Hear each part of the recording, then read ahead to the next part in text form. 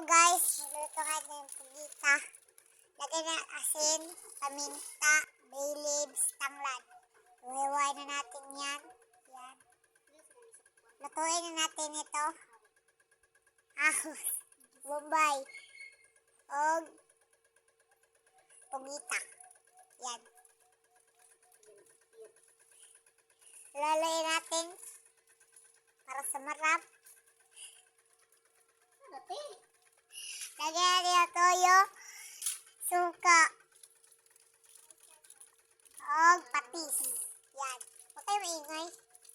Bay leaves, asin. Yan.